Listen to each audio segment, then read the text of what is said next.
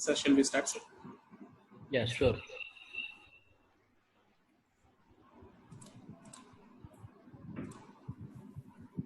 Sir, Principal sir, can I start? Yeah, sure. Yeah. Good evening, Manandal. Thank you so much for bearing with us for a couple of minutes. It was a small technical issue. Right now it is clarified. So at this stage, I, Dr. B. Muhammad Ishaq, on behalf of Shantiram College of Pharmacy, welcome you all for this wonderful program of 2 days international webinar entitled Innovations in Pharmaceutical Sciences. We have an overwhelming response of approximately 1,500 participants registered with us. Still, the people are joining with us. So I, on behalf of Shantaram College of Pharmacy, extend a warm welcome to all of you. Today, we are having a very eminent personality in the pharmaceutical sciences, Dr. Murali Mohan Babu. He's connecting directly from the Indonesia live. So, with this short introduction, let me request our principal, sir, Dr. Matsuan Chetty, sir, to talk 2 words on this occasion. And I request sir to start this program. Sir, please. Sir.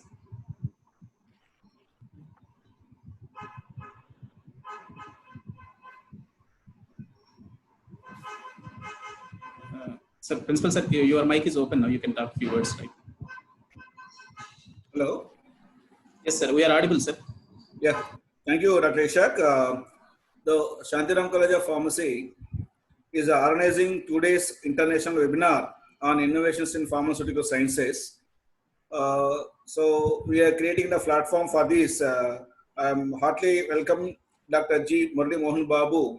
So is a Global Formulation Manager, DEXA Development Center, DEXA Medica, Jakarta, Indonesia. Is ready to deliver the topic on role of bioequivalence studies in the generic drug development. Before that, I'm requesting Dr. Dastagiri Reddy garu to introduce about the speaker, please. Thank you, sir. It's my pleasure to introduce myself, Dr. Y. Dastagiri Reddy, Professor, Head Department of Pharmaceutics, Shantiram College of Pharmacy. It is an honor for me to introduce today's speaker, Dr. G. Murali Mohan Babu, sir, to deliver on topic role of bioequivalent studies in generic drug development. We heartily welcome you, sir. Dr. Murali Mohan Babu has completed PhD in pharmaceutical technology and master degree in pharmacology at Andhra University, Visakhapatnam, and he has published 8 international publications and 24 national publications. Additionally, he has also credited with 2 international patents and more than 10 Indian patents. Dr. Murali Mohan Babu is working as Group Formulation Manager at DEXA Development Center since June 2015. Dr. Murali's career has taken him through 25 years of study, research, teaching and administration. Before working with DEXA, Dr. Murali was leading team of scientists at Dr. Reddy's Labs, Hyderabad. Prior to Dr. Reddy's Labs, he was working as a head formulation R&D of Unichem Labs, Goa. He was also worked with GlaxoSmithKline Labs and Ajanta Pharma as assistant manager and formulation scientist respectively in early days of his professional career. Dr. Murali has worked on various types of oral, solids, liquids, semi-solids, controlled release dosage forms, injectables, onco products, as well as inhalers in US, European, Canada, Brazil, South Africa, and Asian countries. He has insights in the formulation development of NCEs and high potent drugs, where containment is compulsory during development and manufacturing. He was also having a rich experience in field of technology transfer and manufacturing science and technology. Additionally, he was also experienced to set up R&D and production facilities during his journey in his pharmaceutical industry. With this short introduction, our today's speaker, Dr. G. Murali Mohan Babu, sir. We heartily welcome you, sir. Yeah. Thank you, Dr. Dastagiri, Dr. Madhu, and Dr. Isaac. So thank you once again for giving this opportunity to speak on bioequivalence importance in generic drug development. So I also welcome all participants to join in this meeting. Let us move to presentation.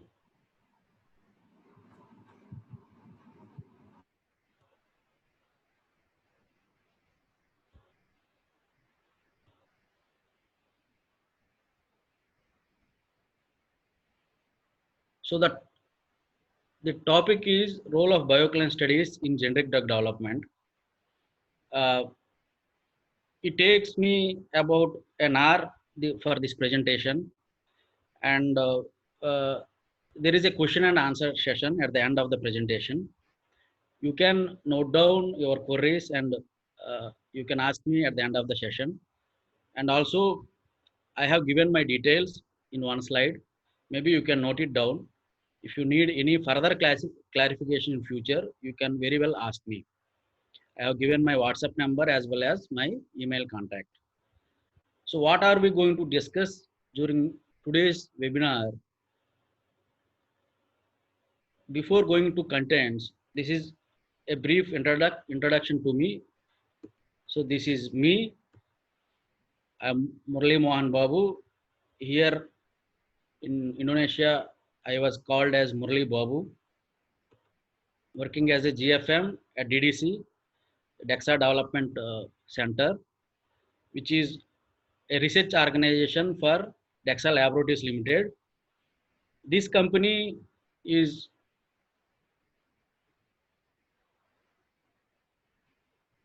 started in year 1969 as a small company, and subsequently it is grown to second biggest company in Indonesia. And this is the one of the biggest company in Indonesia with respect to launching first to file products in Indonesia. For your information, Indonesia also is a regulated market per se, because patents has to be expired before launch of the products, as like other US and European markets. So first copy should be non-infringing process, or it should be launch and expiry. BALR provision, everything is also applicable for this country. So we can say Indonesia is also a regulated market. So coming to Dexa Medica, this company has got herbal formulations also, as well as biosimilars also, in addition to the pharmaceuticals. They have bioequivalence center on their own, and also multiple manufacturing facilities across the Indonesia. About 5 manufacturing facilities. As you know, Indonesia is a island country. Multiple islands are combined and called as a Indonesia. So coming to our presentation.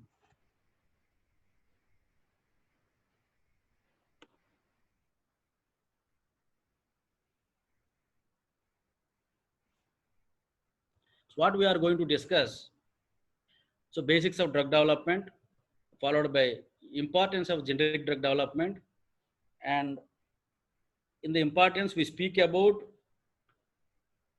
the role of bioequivalency, then how it is different from NDA to ANDA. Then followed by we talk about basics of bioequivalence in generic drug development. Then various acceptance criteria, which includes highly variable drugs, narrow therapeutic index drugs, and other various dosage forms. Acceptance criteria also we discuss. And also we touch upon biopharmaceutical classification system, which also useful for having a biowaiver criteria, how we can achieve that. Those details also we are going to discuss in this webinar. Finally, I am going to touch upon India factor, because as you are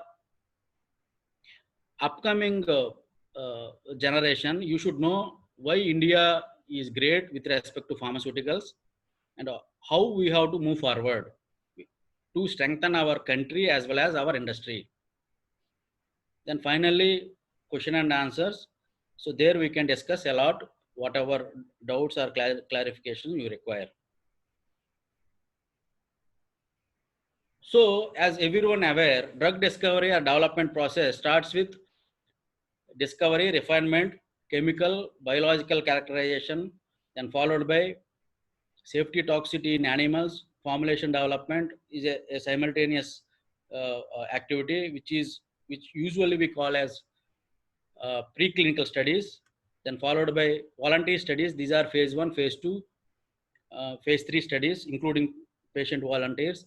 Then once you have a sufficient data, you will go for the regulatory filing, which is NDA filing process. Then once you get the approval, you will market the product, and subsequently post-registration registration monitoring, which is called as phase 4 studies. Then using those details, whatever is the lessons and the commercial aspects, those will be extended to the further activities. Now, more detailed way, in early drug discovery, what we are going to do, we identify a target and validate that. Then we do hit discovery studies, then followed by assay development and screening. Then usually we use high throughput screening, which is allow us to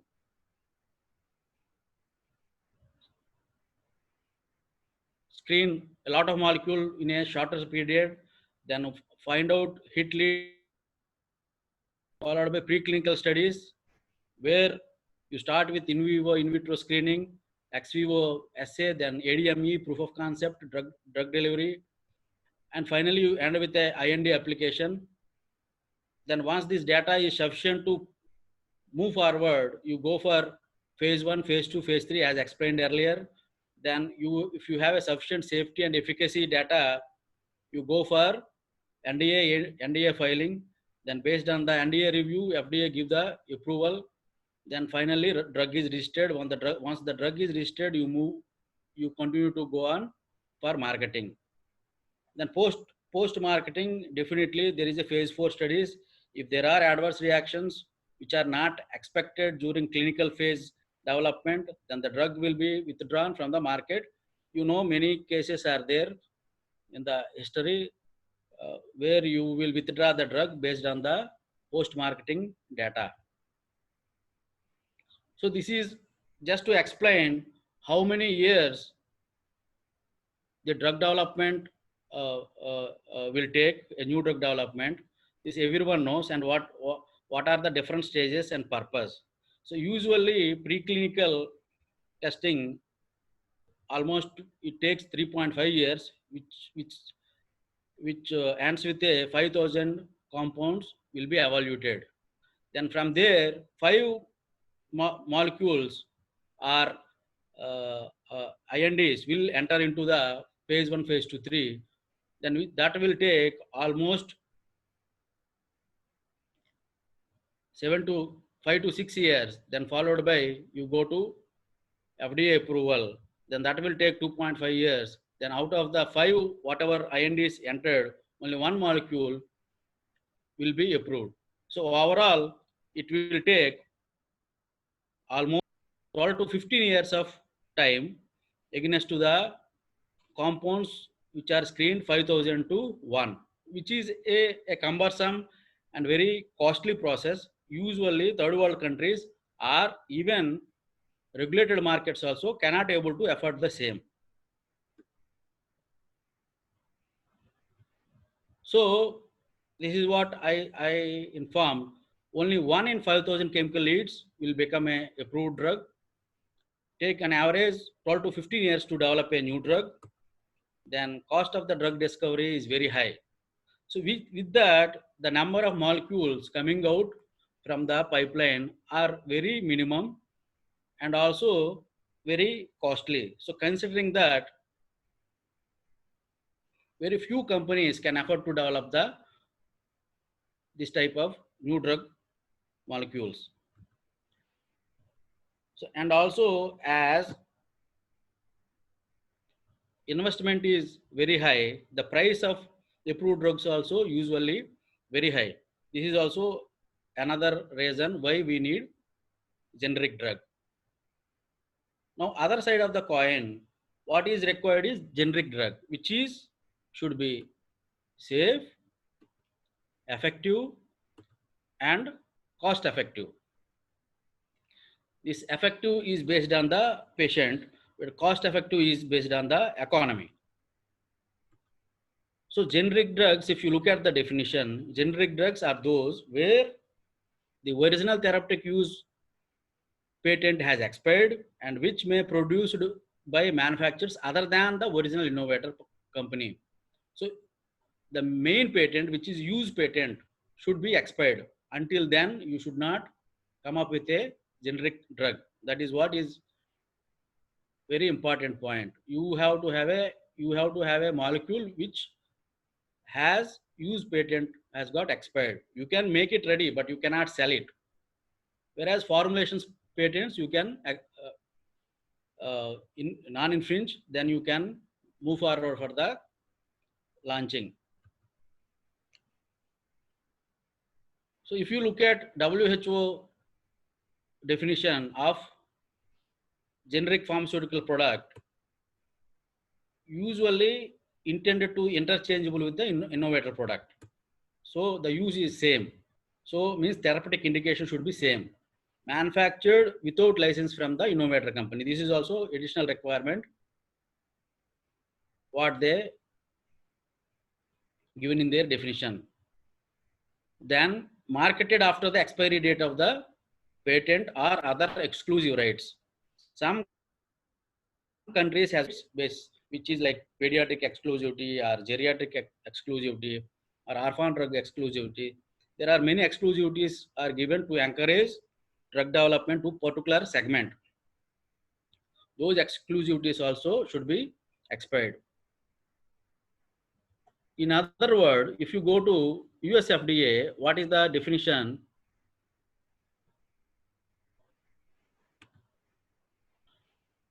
US FDA defines the active ingredient in the generic medicine is the same as the brand name, branded or innovator drug. So with respect to active ingredient, it should be same, and it should have same strength, use indication as we explained earlier, form such as tablet or injection, means that is dosage form. Then finally, route of administration should be same. Then also inactive ingredients of generic medicine should be acceptable. This is also an additional requirement. Inactive ingredients means excipients. And also additional requirement, the drug product should be manufactured on the same strict GMP standards. That is also as good as branded medicine, where the branded medicines are manufactured in US FDA approved plant, means these drugs also should be manufactured in US FDA approved manufacturing site. Then finally, the container should be same or appropriate, and the label should be same as branded one. So if you look at the philosophy of generic drug development, from the previous explanation, API is same, strength is same, dosage form is same, packaging is same, excipient should be same or should be acceptable excipients. Packaging also should be same or acceptable packaging. So everything is same except the studies which are involved in phase 1, phase 2, phase 3, like animal studies or preclinical studies, are costly, which are taken care by the bioequivalence studies. So animal studies or clinical studies or bioavailability studies are taken care by the bioequivalence studies. That is why the generic formulation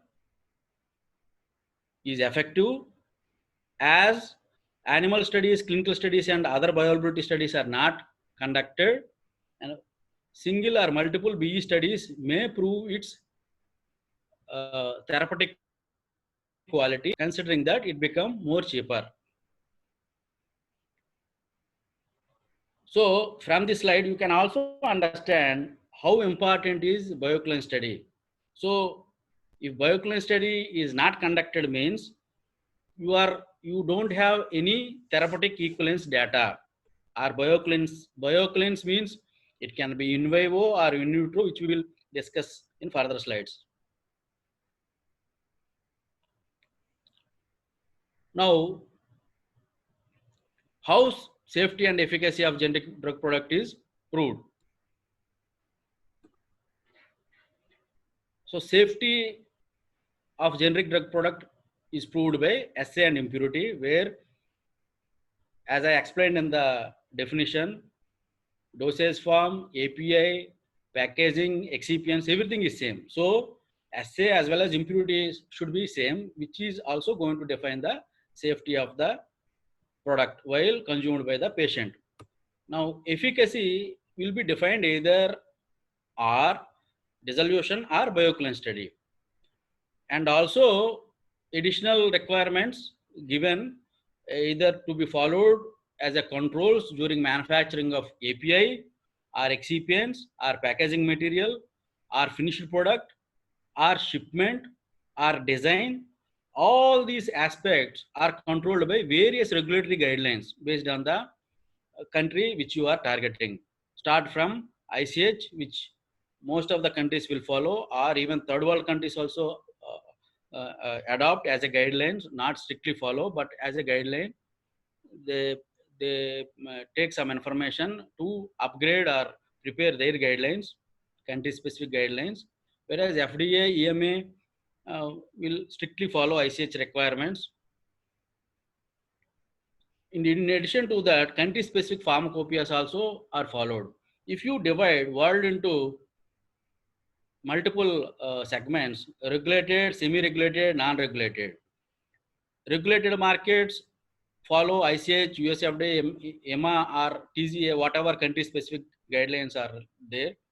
But whereas country specific semi-regulated markets may follow some of the guidelines and also follow pharmacopoeia.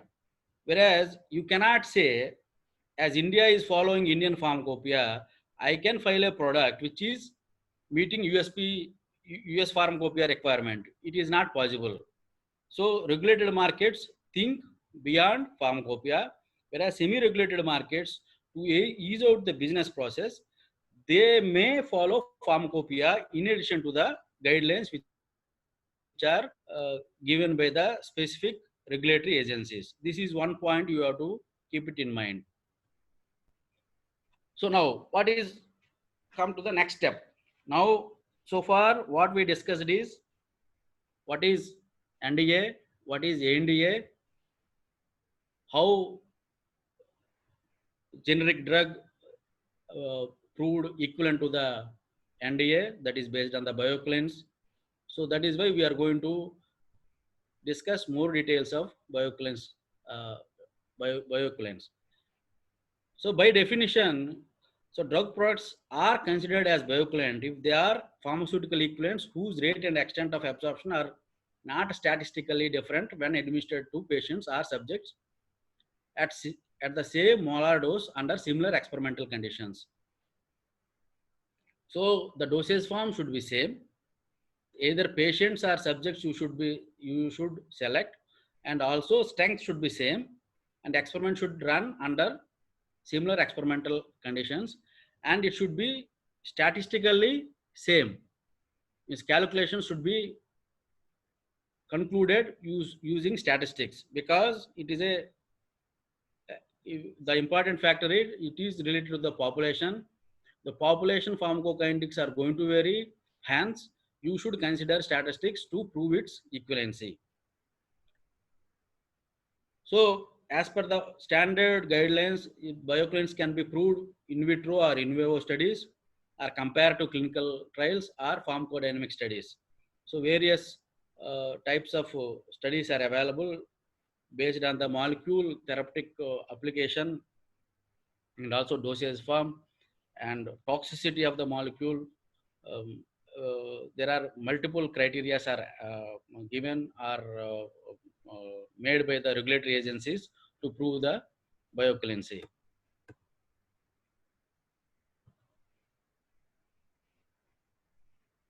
So why bioequivalency is used to determine the therapeutic equivalency? during the early research, scientists have found there is a strong correlation between the single dose pharmacokinetics and therapeutic effect. So in some molecules, the single dose pharmacokinetics are similar to steady state pharmacokinetics also. It differs from the country to country, where some countries may ask you to perform steady state pharmacokinetics also, particularly extended release dosage forms, where dose dumping may be an issue. And some countries may ask you to perform fasting and fed. And as uh, intricacies are more, even FDA also increasing the requirements of number of BE studies based on the use and population of the patients which you are subjected to give this product. And also there is a strong evidence.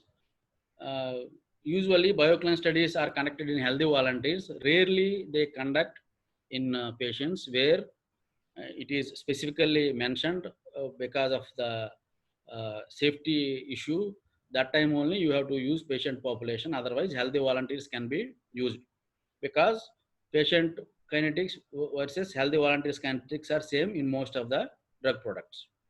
So the acceptance criteria is -20 to +25 difference in absorption has and has no effect on the therapeutic outcomes. This is the standard criteria which they considered while confirming bioequivalence is equivalent to therapeutic equivalence. So popular methods to determine bioequivalence is pharmacokinetic studies, as like whether it is human volunteers, healthy human volunteer studies, or patient population, pharmacodynamic studies, then compared to clinical studies, then in vitro studies. In vitro studies, some are in situ studies also there, some are directly in vitro studies are there. Now some basics with respect to pharmacokinetic studies, where test and reference product is given to the same population in a crossover design. Then they assess plasma concentration of the drug. Then once they estimate the plasma concentration of the drug, and they draw a curve, time versus concentration of the drug, and from that data they can derive Cmax, Tmax, and AUC. Cmax, as you know, maximum concentration of the drug achieved in the body. AUC is the total drug absorbed in the body, which is calculated using area under curve. Tmax is the time to achieve maximum concentration.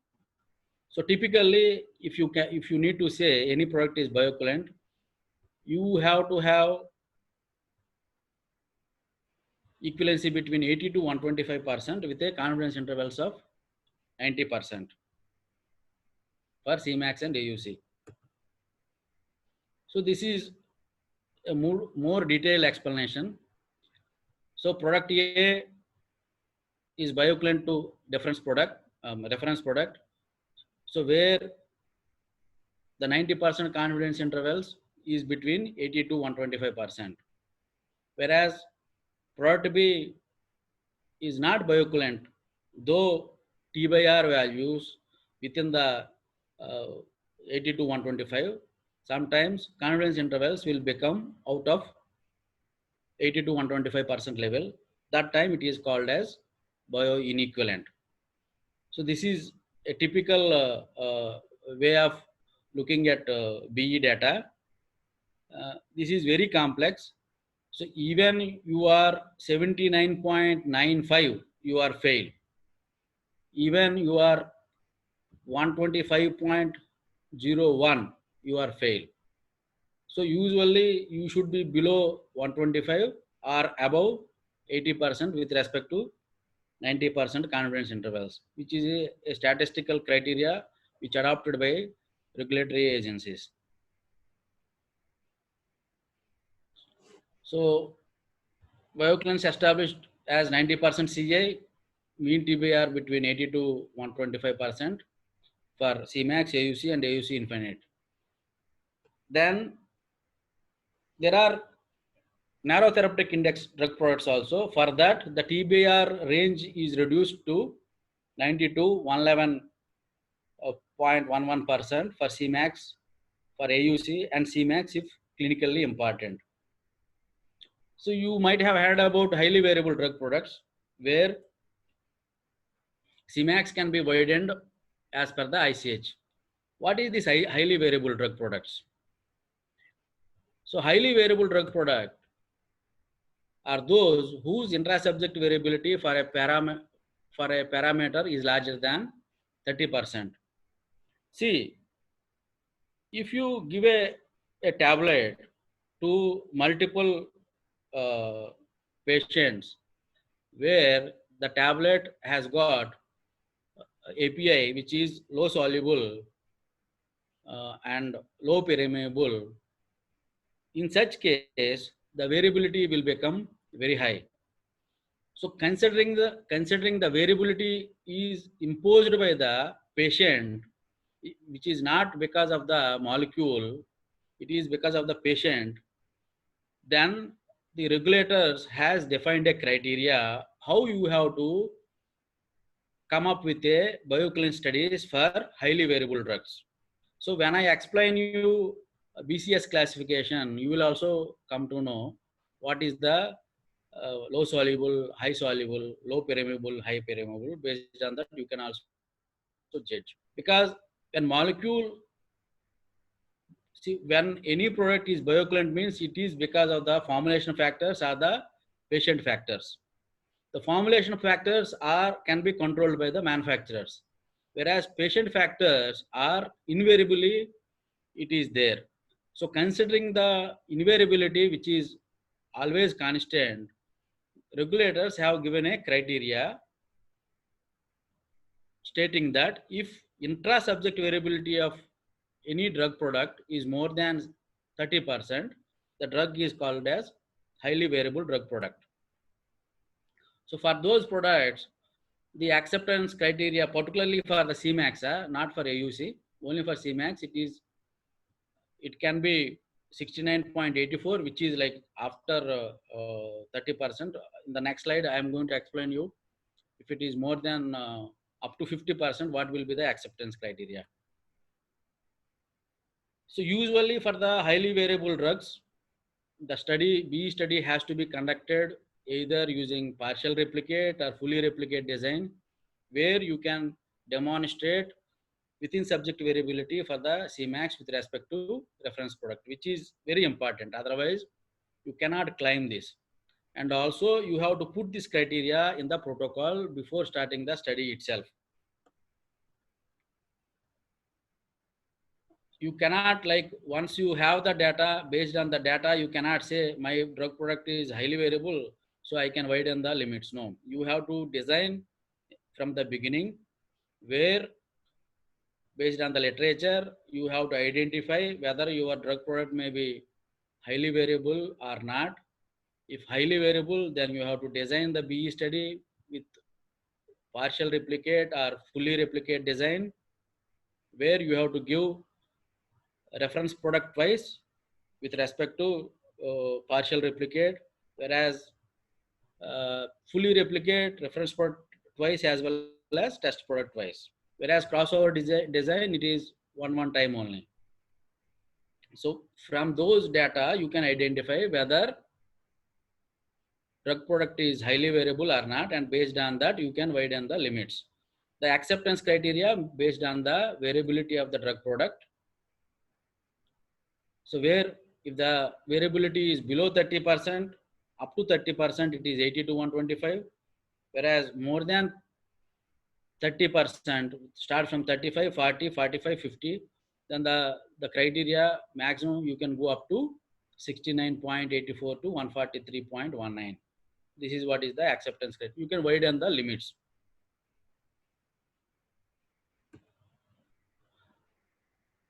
So this is one slide where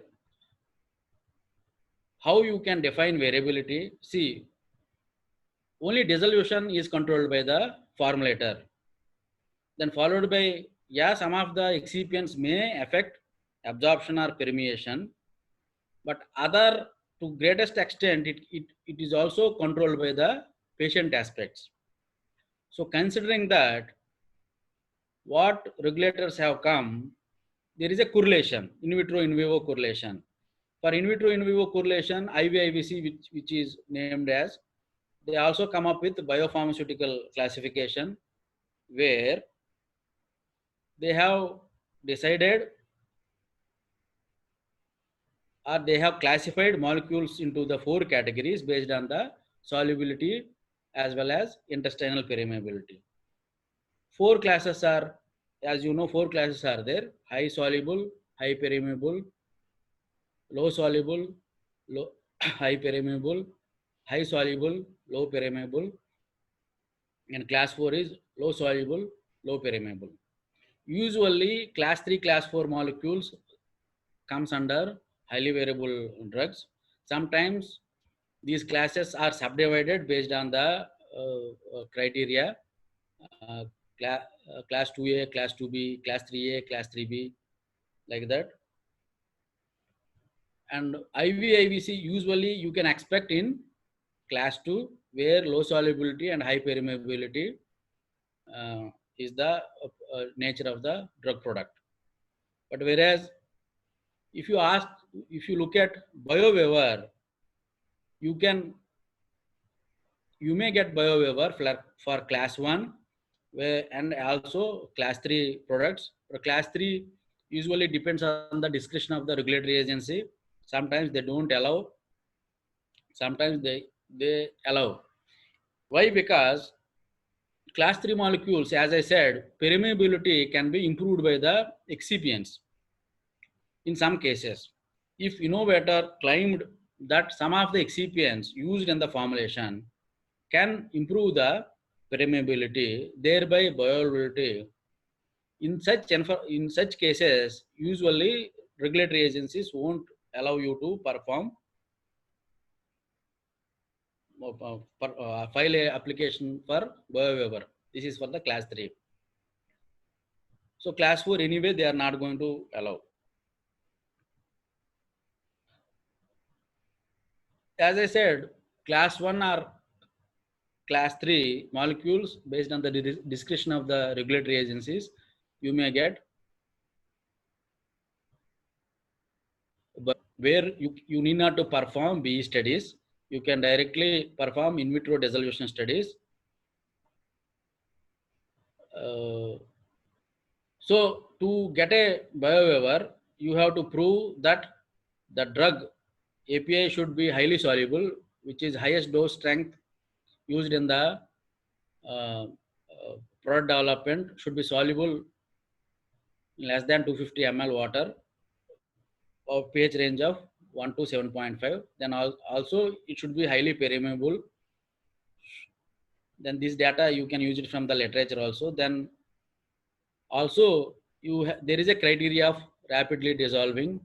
So not less than 85% of the labeled amount of the drug substance should be dissolved within 15 minutes, which is called as highly rapidly dissolving product. If it is 30 minutes, it is rapidly dissolving product. If it is dissolving 85% within 15 minutes, then you need not to calculate F2 values, where this F2 criteria is used as a similarity criteria. So for the drug product, you should perform dissolution studies in pH 1.2, 4.5, 6.8. Usually 12 samples you should use, and either paddle with RPM of 50 or 100 may be considered, and you have to justify why you selected either 50 or 100, or any reference is there, or any recommendation from the regulatory agencies, because you sometimes FDA sites will speak out, and pharmacopoeial information also you can use. But however, you should have a data of justification.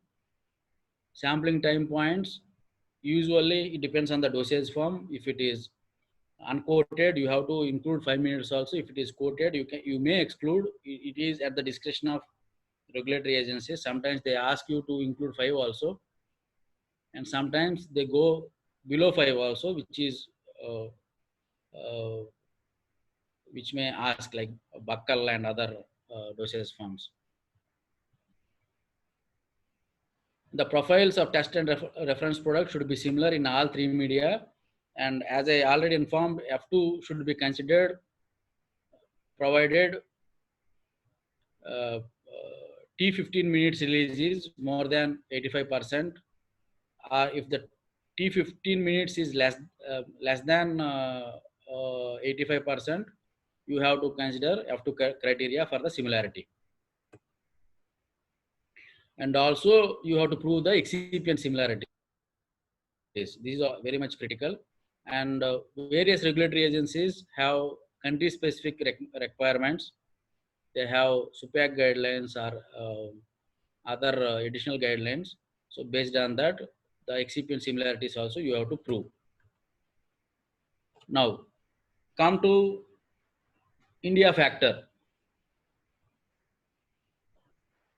So across the globe, India is considered as a strong pharmaceutical hub. Why so? So even if you look at the history, historically also, India is blessed with so many natural resources that includes herbal plants as well as minerals. The herbal plants and minerals we used in our Ayurveda, and you know about Sushruta and all. And we were very strong in either in treatment or in surgery. Now, in the new era, post independence, as our as country population requirements, and also our uh, population has got good IQ with respect to chemistry and mathematics. So many pharmaceutical companies have started their investment in APIs particularly. And in API, and even our government policies also very encouraging. With that, we became very strong in API during 80s, 70s. Then subsequently, when US market is open up in 1985, followed by Europe market, then this API strength we converted to formulation strength, and subsequently we also developed complex generics, biosimilars. So everywhere, whatever formulation is required to the globe, either it is API from synthetic route or semi-synthetic route or biological route, anything can be provided. Even during this COVID situation also, you know that about hydroxychloroquine, we are supporting almost 64 countries. And also the vaccines, if any country is come out with any vaccine, the vaccine manufacturing also will happen at Serum labs at Pune. So Serum has got the huge capacity to provide supplies to the world requirement. So with this background, particularly why we are strong, our capital investment is very high. So with that, maximum number of US FDA approved plants are there in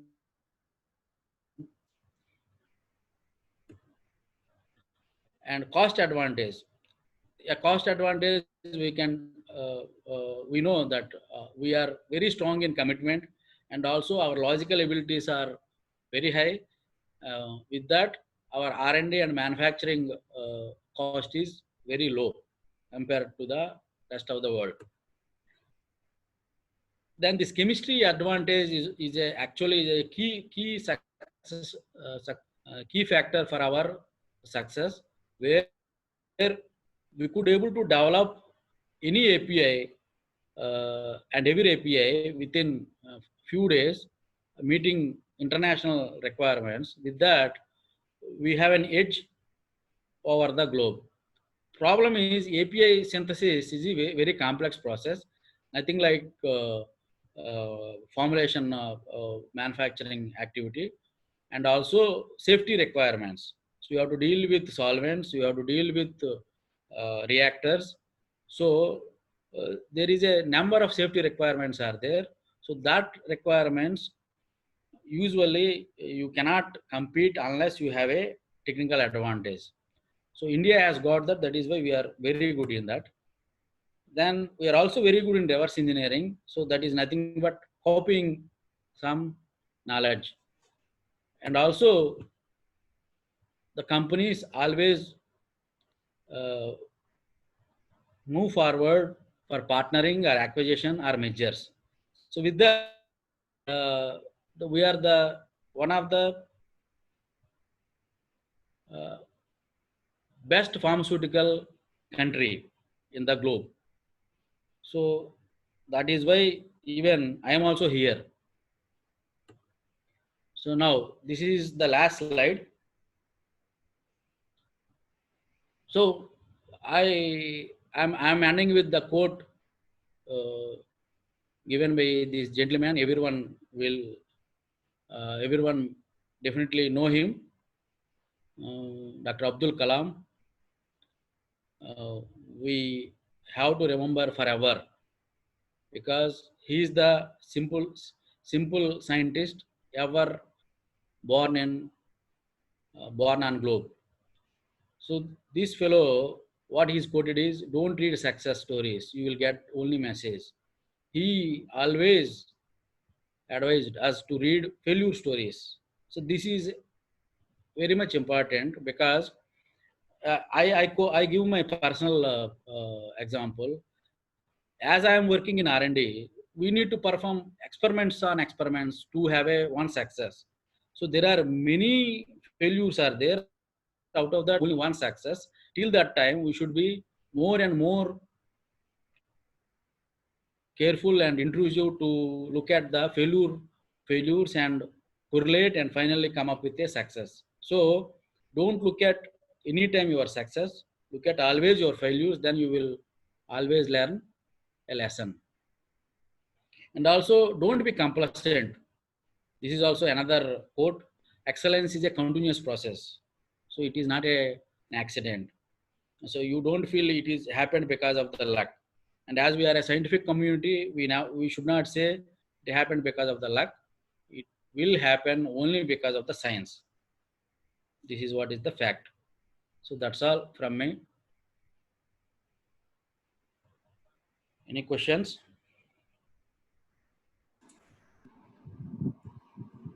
Thank you so much for your presentation, sir. It was really very informative. Now the session is open for question and answers. If any of the participant, if you want to ask any question to the speaker directly, you can raise your hand in the Zoom. Your mic will be unmute for a while. Talk to the speaker directly. I request the participants to kindly restrict your questions to one or two.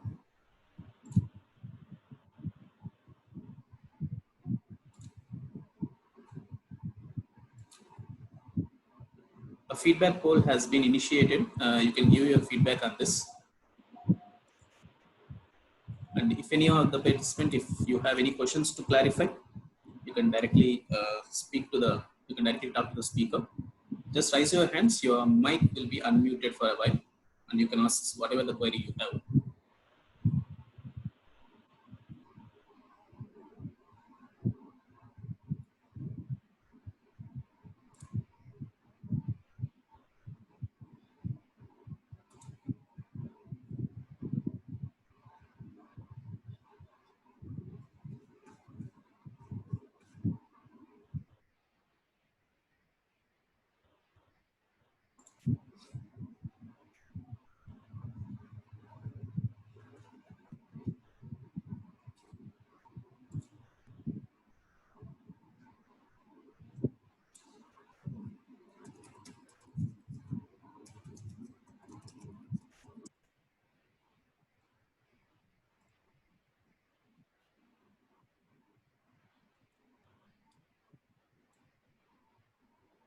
Sir, let me take a question from Susmita Kumari.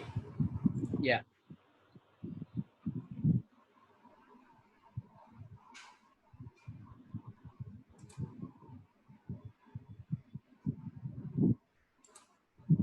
Madam, am I audible with you? Madam, am I audible to you, madam? Yes, sir. Yeah, you can speak now. Which guideline we will follow for this bioequivalence study, sir? You are asking about guideline. Yes, sir. Yeah, guideline, if you look at, there are country-specific guidelines are there. So the standard criteria for all drug products is the acceptance criteria is same, but number of subjects and the number of studies will vary. So that you can take it from the country specific. Like for example, if you are developing for US market, so you can go to US FDA site. There are relevant information available. From there, you can get what type of studies you have to perform. Same way for Europe, same way for India. Each country has got their own guideline, but overall, the acceptance criteria is more or less same. Maybe number of studies may differ. Regulated markets, the requirements are very and stringent, whereas semi-regulated and non-regulated markets, it will be less stringent. Though BE study is required, but they may not talk about food study, they may not talk about uh, uh, steady state BE study. So all these studies they may exclude. So for example, for Indonesia, we can go with only one study, not two studies. Whereas for US market, you always require fasting and fat study. So like that. And if you are going for extended release formulation, you will require even steady state also. But acceptance criteria is same. Okay, sir. Thank you, sir. One more question from the audience, sir. Actually, they have asked in the chat box. The question is like this: what is the duration and cost of BA/BE studies for a drug, sir? Yeah, it varies. It varies on the molecule. Like if you have to develop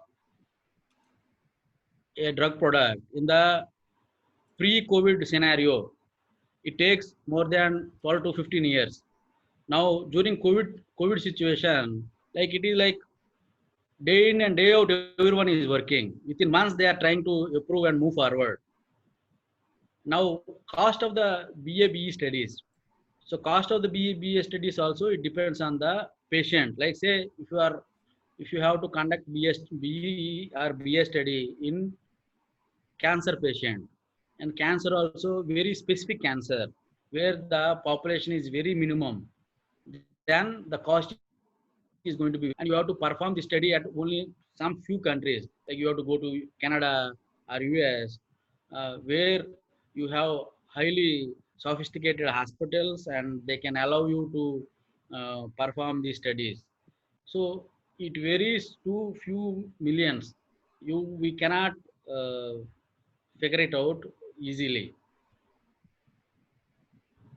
Thank you, sir. Let me take a question from Raj Kumar. Yes, sir. Good evening, sir. It was a very nice session. Thank you. Could you please provide your opinions on why India does not have any product patent till now? Any new drug application till now, India? Yeah, it is. There are multiple factors. One is I can say it is not because of the technical advantage. It is because of the cost of the investment. Usually, the investments are very high, and the failure rate also is very high. So that is why, if you look at our industry, maximum what is our turnover? We have 3 billion, 4 billion, 5 billion turnover we have. So 5 billion means it is 25 to 30,000 crores. So if you look at the investment, it is very high, almost 3,000 to 4,000 crores of USD you have to invest. So considering that, the major problem is investment. It is not because of the technical advantage. That is why usually we collaborate with the other companies. If you look at Dr. Reddy's or Sun or Jadis or even earlier Ranbaxy, even Glenmark, they have molecules. They have co-licensed or partnered for the development. And I don't have a complete picture whether it is successful or not, but we have partnered many molecules for the international companies for the further development. So usually they screen, identify the efficacy and safety, then followed by they perform healthy volunteer studies, and based after that they out-license the molecule for the further studies. So which is very costly. That is why India not having any molecule so far.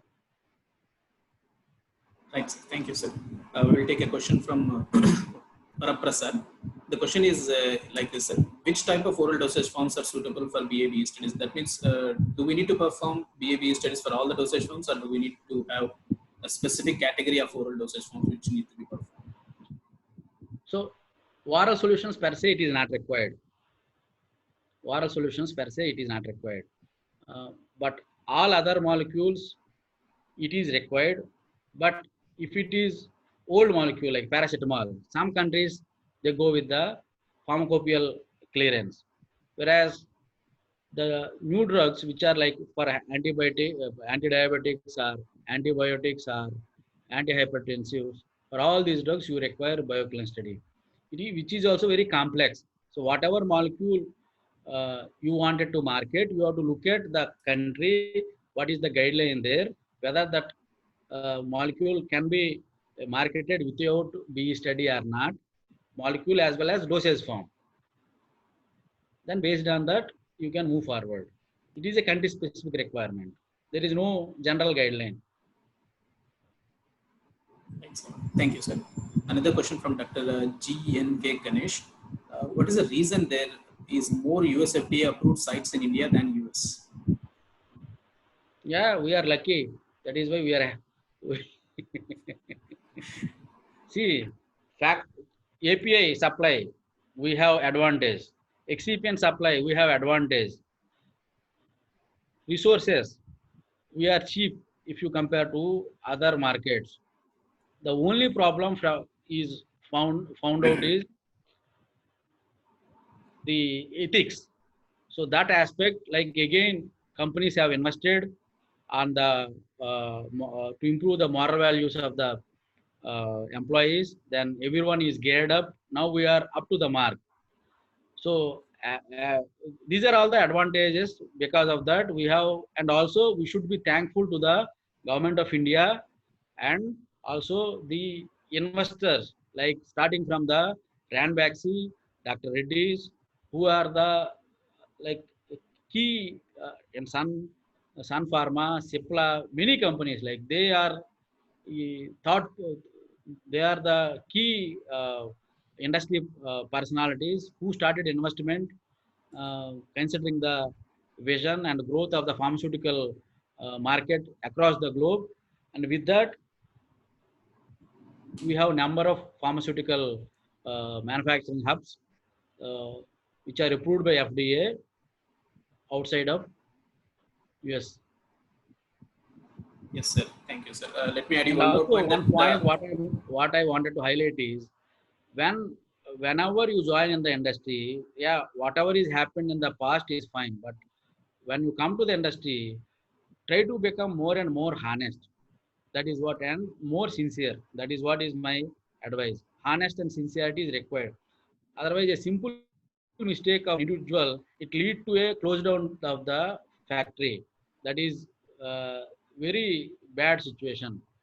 Now, like between 2010 to 2015 or even 17, up to 17, we have a very bad patch in our pharmaceutical industry. Like so many FDA non-compliances are reported, and as I am outside, like when people laugh at us, like we feel very bad.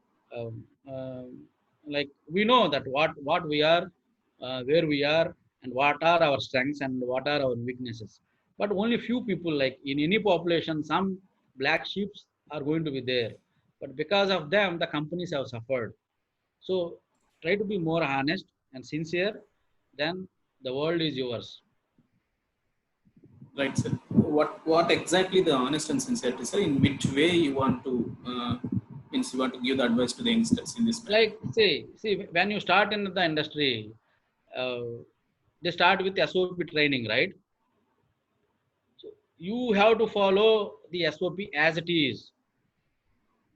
You have to follow the SOP as it is. Like whatever is said, whatever is written, you have to follow. Whatever is not written, if you wanted to simplify, you should not follow. This is what, like, even it is a correct way to do the in a simple way, but you cannot do that. You have to again go back to your SOP and revise it, and you have to follow. And always try to give importance to the data. Like you never try to fudge. Like take 10 tablets for weighing means you should take 10 tablets only. You should not take one tablet and record it based on your skills and mathematical expertise. What is the 10 tablets weight? These are the simple things what I am talking. So even like this is a like sort of discipline and approach, and look at the data in a always in a the way you look at like it is our own product. Like if you develop a product and it is giving to a patient, means the patient has to be cured, right? If you fudge some data and if the product developed is not meeting the expectations, then the patient is going to be suffered. So these things, you have to keep it in mind.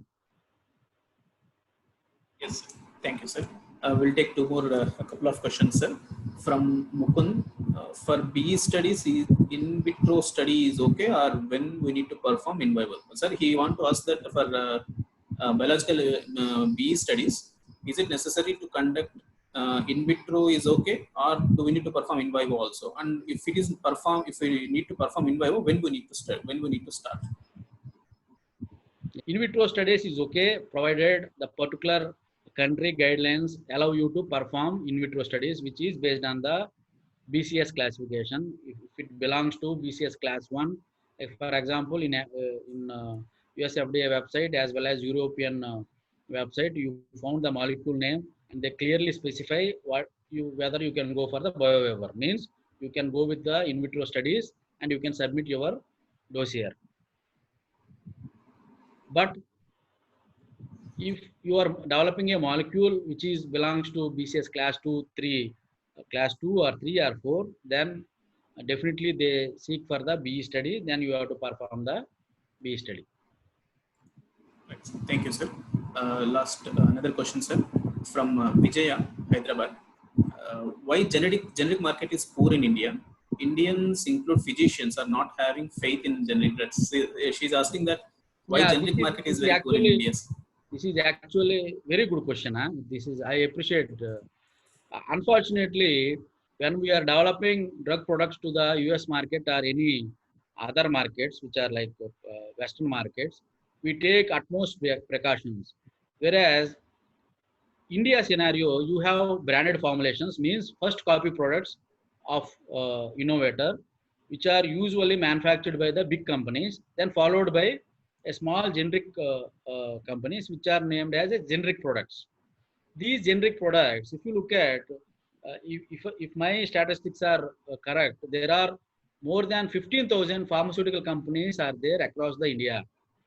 So the manufacturing facilities are there, but how they can comply GMP aspects, which is a Herculean task. So that is why usually I cannot say there are controls. There are controls, but however, yeah, there are loopholes, and because of that, the small generic companies take advantage, and they develop a product which may not be bioequivalent, or which may not be pure with respect to quality, means with respect to assay or impurities. Then definitely it is an issue. Like when you give the formulation to patient, the patient definitely either underdosed or will be having a risk of consuming impurities. impurities are usually considered as a toxic substances, so which are going to cause all other side effects. Okay, sir. Thank you. Let us take one more question from Dr. Surya Prakash Reddy. Meaning, sir, are there any difference between BE studies conducted for ANDA and 505B to applied drugs? If so, what are the differences?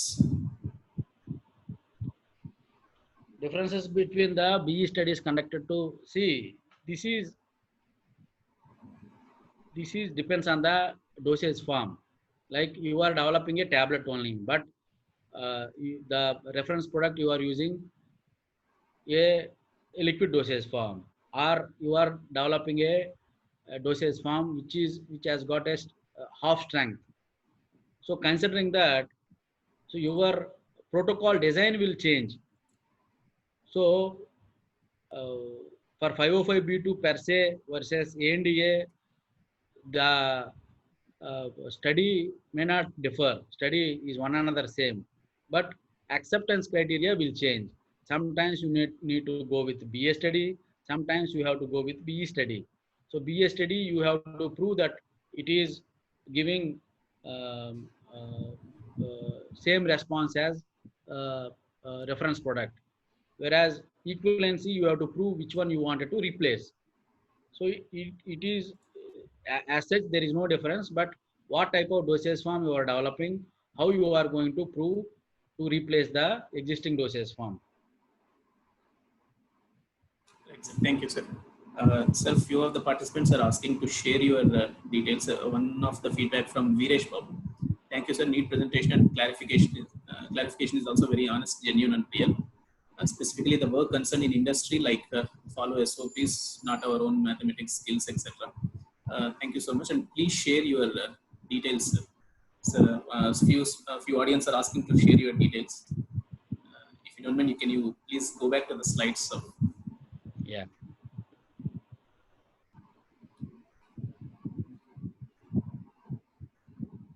Yeah. Let me take the question from Srikanth.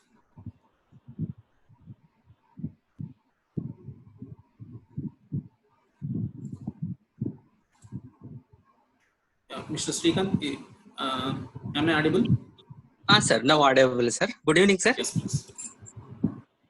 Sir, my question is that's very simple. Is there any simplest method for in vitro in vivo correlation method, sir, for the PG student for successful of their dosage form, sir? So it depends what type of dosage form you are developing. So level A, and what type of correlation you are targeting, level A, level B, level C. So if you have to have a level C correlation, you have to have more data. If you can summarize with level A correlation, you can simply prove. See, it up to you what type of dosage form, what type of correlation you are aiming at. You can see what you can do. You can write to me, I can guide you. It depends on the molecule and dosage form and what type of study you are planning. Like, are you going to perform complete pharmacokinetic profile, and is it IR dosage form, or do you have absolute bioavailability data? Many things you have to consider. So based on that, you can decide which type of level of correlation you can consider. Right. So that's all for today, as we are running out of time. Still, a few more hands were still raised, sir. As we are running out of shortage of time, I'm going to end this session, sir. Thank you so much for participating. Thank you so much for sharing your views and giving us such a scientific lecture, sir. And thank you very much for sparing your valuable time with us. I request Dr. Dastagir Reddy to kindly propose a vote of thanks.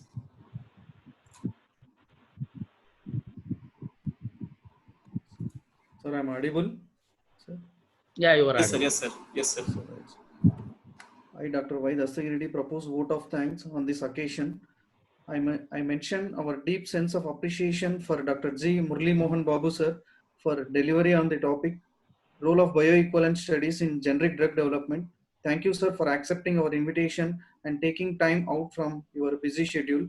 It is my privilege to thank Dr. M. Shantiramadu, sir, Chairman, RGM Group of Institutions, for providing opportunity to conduct international webinar in this crucial situation. In addition, I also thank our Director of Administration, RGM Group of Institutions, Dr. D.V. Ashok Kumar, sir, for his constant support to conduct this two-day international webinar. Next, I would like to convey my heartfelt thank our dynamic principal, Dr. C. Madhusudan Setti, for his initiation, guidance, and encouragement to organize this two-day international webinar. Next, I would like to thank to Dr. M. Subramaniam, sir, SREC principal, for providing technical support to complete this two-day international webinar. And I wholeheartedly thank Dr. B. Mohammad Ishaq and his team who are behind the screen as an organizer for today international webinar on innovations in pharmaceutical science and put their continuous effort for successful completion of webinar. Last but not least, I would like to thank all the participants for your gracious presence and for your cooperation in making this webinar success. Thank you. Thank you, Dasari sir. you. So that's the today's session, sir. Thank you so much for all the viewers and thank you so much for all the participants who are with us. And I once again thank you, Murali sir, for sparing your valuable time and for giving your nice suggestions to the speakers for their inquiries. So that's all for today, dear viewers. Tomorrow we are going to meet once again at 3 o'clock. We will be having another beautiful lecture by Dr. Yoganjanelu from Bangalore on basics of patent, which is one of the very most important topic as far as current scenario pharmaceutical sciences is concerned. So thank you so much. Tomorrow we are going to meet once again by 3 o'clock sharp. Thank you so much, sir. And signing off. You. Thank you. Thank you, sir.